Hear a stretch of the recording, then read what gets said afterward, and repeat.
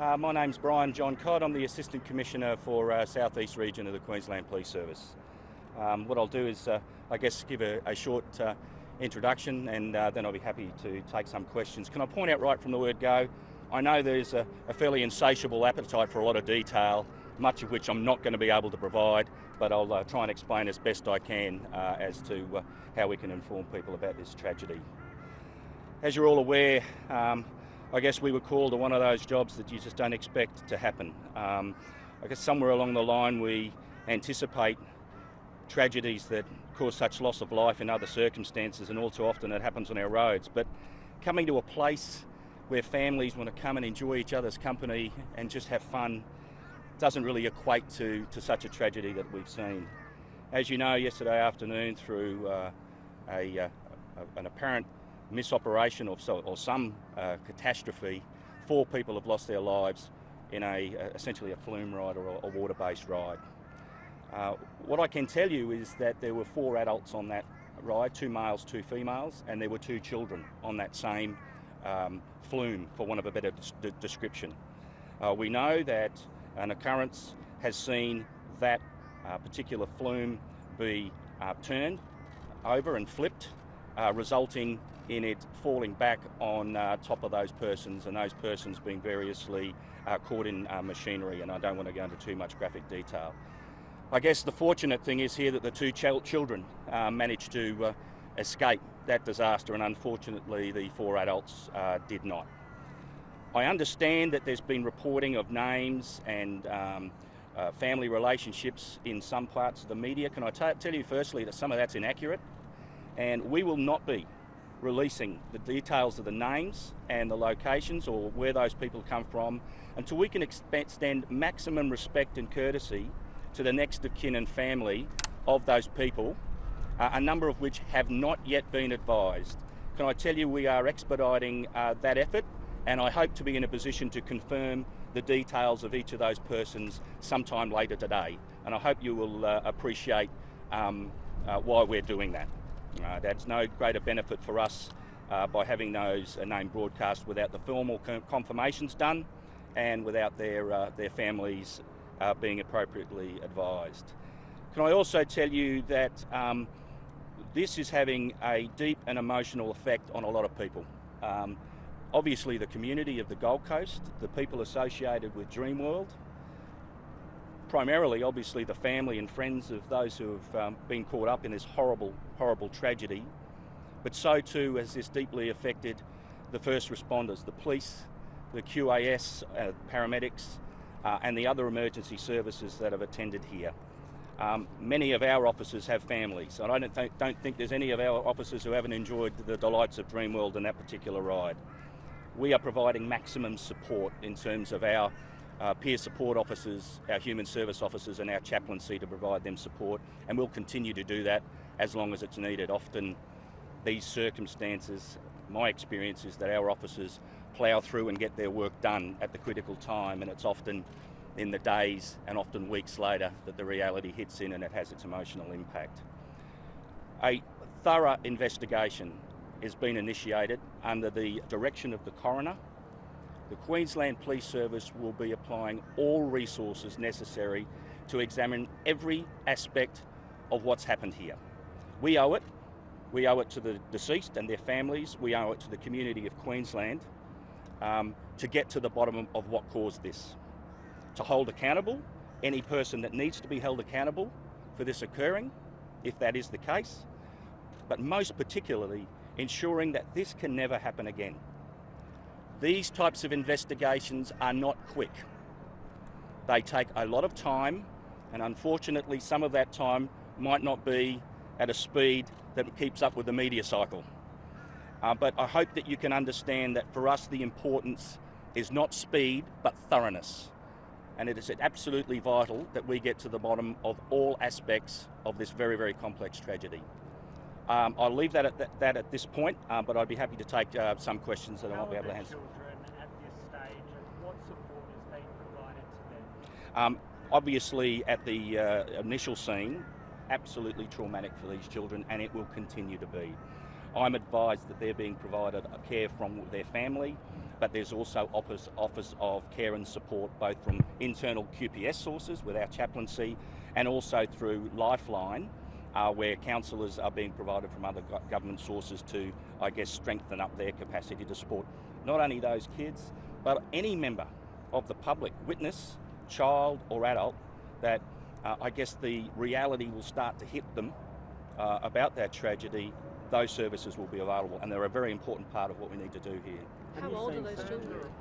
Sorry. Problems with the ride throughout the day yesterday? Certainly, I'm aware of those reports, and they will be a very important part of our investigation.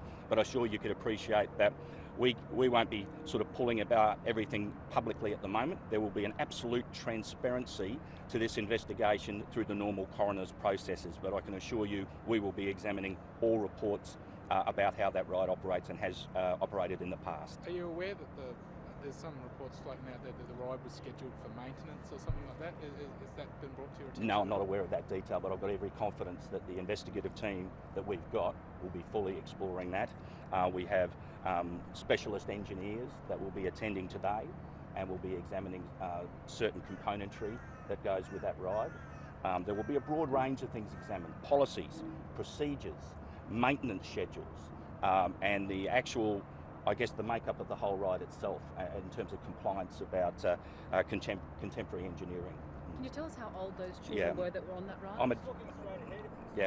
I'm advised that the two children are two young girls aged 10 and 13. Have you seen CCTV? Do you know how they managed to escape? Yes, I have seen CCTV footage, and that's a very important part of our investigation.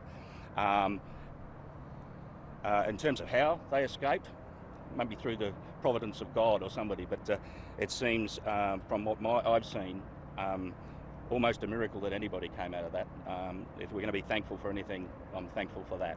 Just looking ahead, Brian. Yeah, sure. Did they have family members on other... Sorry, I'll just get to later the first. And did they have family members on other rafts in the ride or watching nearby?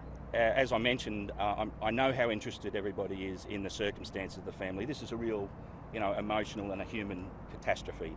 But I'm not going to compromise the courtesy and respect for the broader families of going into that detail at this stage.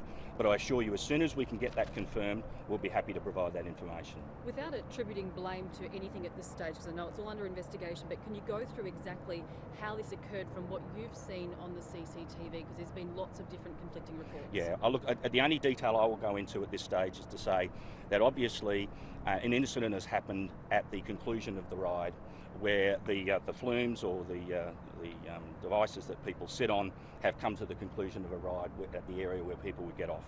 Something has occurred where two of those have come together, and as a result, one has flipped backwards, and it has caught and tossed some of the people that were on the ride backwards in the conveyor belt. That's about as much detail as I can go into, and that's off my viewing of the CCTV.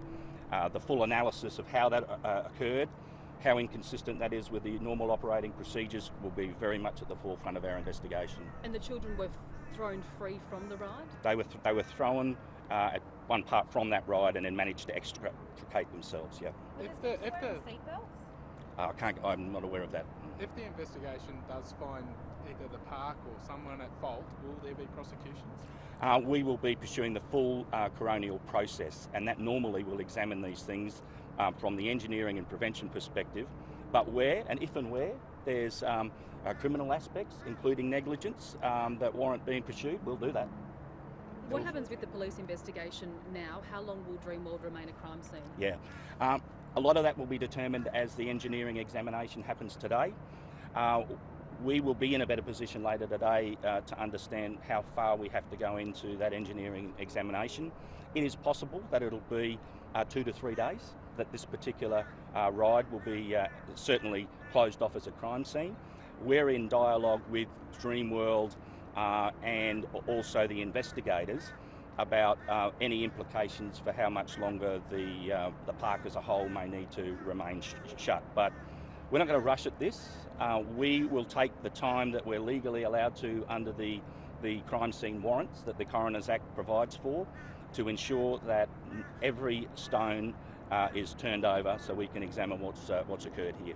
The Australian Workers Union say they have safety and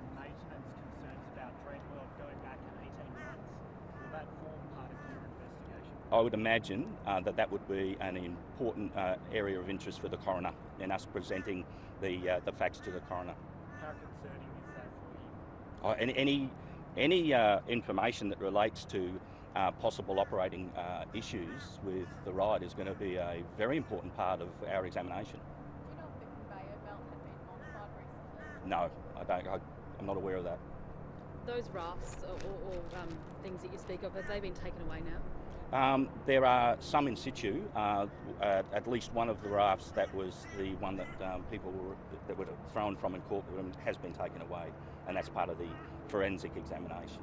Yeah, I think that's about it for this morning. I really appreciate you taking the time, and the interest in it is an absolute tragedy for anywhere, and I know there's worldwide attention. And we will be getting back to you with, I know, those points of interest that you've got, hopefully later today or as soon as we possibly can.